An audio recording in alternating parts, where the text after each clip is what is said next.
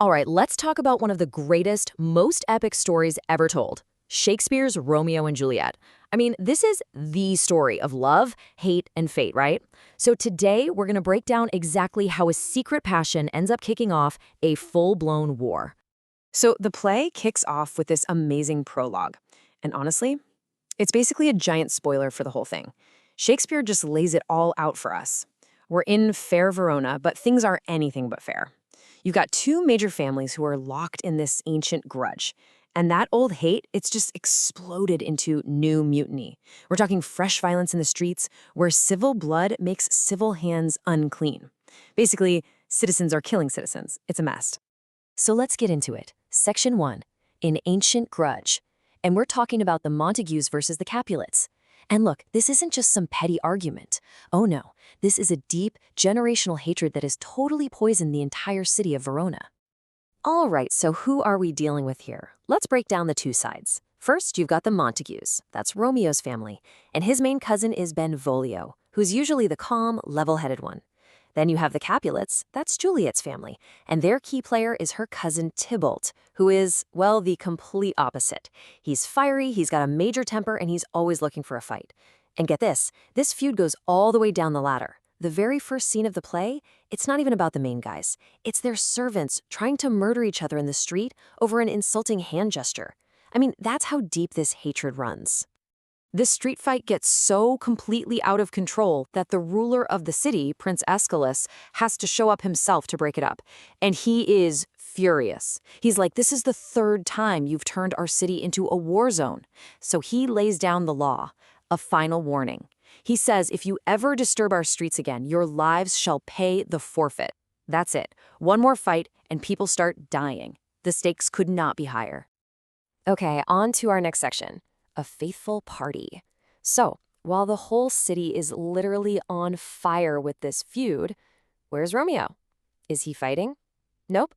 He's off moping somewhere. But don't worry, his friends have a plan to snap him out of it. A plan that is, going to change absolutely everything. So here's the thing. Romeo is totally, completely head over heels in love, just not with Juliet. Not yet. No, he's obsessed with this woman named Rosalind. And there's one tiny problem. She's sworn off men. Forever. She's taken a vow of chastity. So as Romeo so dramatically puts it, he's basically a walking corpse. He's living, but he's dead inside, because the woman he loves will never love him back. Classic teenage drama, right? Then, in this wild twist of fate, a Capulet servant who can't read asks Romeo, his sworn enemy, to read a party guest list for him. And guess who's on the list? You got it, Rosalind. So Romeo's friends are like, perfect, let's crash the party. You can see for yourself that there are other women out there. Romeo agrees, but he has this really dark feeling about it. He says he feels like something is hanging in the stars, that going to this party is going to set off a chain reaction that will lead to his own death. And yet, he goes anyway. Which brings us right to the party itself. Section 3, Love at First Sight. So picture this. Romeo, a Montague, is masked up, sneaking around a party at the Capulet mansion. He's deep in enemy territory, all just to catch a glimpse of Rosalind. But then, he sees Juliet. And just like that, bam! Rosalind, who? She is completely ancient history. It's wild how fast it happens. He literally takes one look at Juliet across the room and says, "Did my heart love till now?" He's basically saying, was I ever even in love before? Because I've never seen true beauty until this moment. It is instantaneous. It's electric. It's absolute. But of course, it can't be that simple. Because love isn't the only thing brewing at this party. Remember Tybalt, Juliet's hot-headed cousin? Well, he hears Romeo's voice and instantly knows a Montague has crashed their party. And he is livid. He sees this as a massive insult to his family's honor, and he wants to kill Romeo right then and there. But then, something really surprising happens. Lord Capulet, the man of the house, tells Tybalt to stand down. He's like, calm down, cousin, leave him alone. Now, he's not doing this out of the kindness of his heart. He's heard Romeo is a pretty decent guy, but mostly he just doesn't want a murder to ruin his fancy party. So he orders Tybalt to let it go. Tybalt backs off, but he makes it crystal clear that he is not forgetting this. So with Tybalt put on pause, Romeo makes his move. He goes up to Juliet. They have this incredible, witty conversation. They even share a kiss. It's this perfect fairy tale moment. And then reality comes crashing down. Romeo finds out from the nurse that she's a Capulet. At the exact same time, Juliet asks her nurse who he is and learns he's a Montague, and her reaction just says it all. My only love sprung from my only hate. The one person in the world she's fallen for is the one person she's been raised to despise. But does finding out their enemies stop them? Not a chance. If anything, it just makes their feelings stronger. And that brings us to what is probably the most famous scene in the history of theater, the balcony scene. So Romeo can't bring himself to leave. He sneaks into the Capulets' private garden and looks up to see Juliet on her balcony. And she starts talking, thinking she's all alone, and she says that famous line, "O Romeo, Romeo, wherefore art thou Romeo?" Now let's clear something up real quick. Almost everyone thinks wherefore means where. It doesn't. It means why. She's not looking for him. She knows he's gone. She's asking the universe, why? Why did you have to be Romeo, a Montague? And then she gets to the absolute heart of the problem. She asks, what's in a name?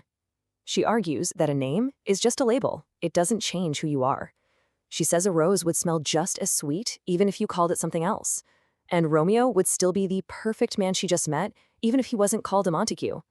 It's this beautiful idea that a person is more important than the family they belong to. And this whole situation is the perfect definition of that phrase we heard way back in the prologue, star-crossed lovers. What does that mean? It means their love story is doomed, not because of anything they did wrong, but because of forces outside their control. It's as if the stars themselves have aligned against them, destining them for tragedy. So Romeo hears all this, reveals himself, and they decide to do something totally insane. Get married. In secret, the very next day. So Romeo runs to his mentor, Friar Lawrence. The friar is completely baffled, right? I mean, yesterday Romeo was crying over Rosalind, now he's ready to marry Juliet. But he agrees to do it. Why? Because he sees a chance. A long shot, maybe. But he thinks this marriage, this alliance, could be the one thing that finally ends the feud and turns all that family hatred into love. And just like that, they pull it off. With the friar officiating and Juliet's nurse as a lookout, they get married. Let's just pause on that. It's been less than 24 hours since they first met. They are taking this massive, massive risk, betting everything on the hope that their love is strong enough to heal generations of hate. So for one brief, shining moment, there's actually hope, but it's not going to last. This brings us to our final section for today, a tragic turn. This is the moment everything pivots, the point where the love story becomes a flat-out tragedy. Mere hours after the secret wedding, Tybalt, who is still fuming about the party, finds Romeo in the street and challenges him. But Romeo, who is now secretly married to Tybalt's cousin, refuses to fight. He tells Tybalt he has a reason to love him now. Can you imagine how that sounds to Tybalt? He has no clue what Romeo is talking about. All he sees is a coward refusing to defend his honor. And what happens next is just a horrifying, rapid-fire disaster. Romeo's best friend, Mercutio, can't stand to see Romeo back down, so he draws his own sword and fights Tybalt. Romeo, trying to be the peacemaker, jumps between them. But in that moment, Tybalt reaches under Romeo's arm and fatally stabs Mercutio. Suddenly, Romeo's newfound peace evaporates. His best friend is dead, he's filled with grief and blinding rage, and when Tybalt comes back, Romeo snaps. He fights and he kills Tybalt. And you have to hear Mercutio's dying words. He doesn't just blame the Capulets. As he's dying, he just keeps repeating, "A plague o' both your houses." He blames both the Montagues and the Capulets. He knows he's just collateral damage in their stupid, pointless war, and that curse is going to haunt everyone for the rest of the play. The prince shows up to this scene of total carnage. Now, he promised the next person to fight would be executed. But since Tybalt was the one who started the killing, he decides to show a tiny bit of mercy. Romeo isn't sentenced to death. He is banished, exiled from Verona forever.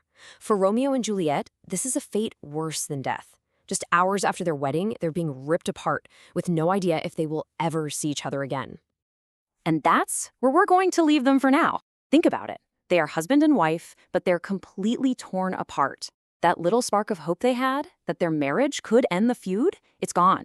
Now there's just more death, more grief, and more hatred. Juliet's husband has just killed her cousin. Their love was born in a single moment, but the real question is, how on earth can that love survive when it's surrounded by so much hate?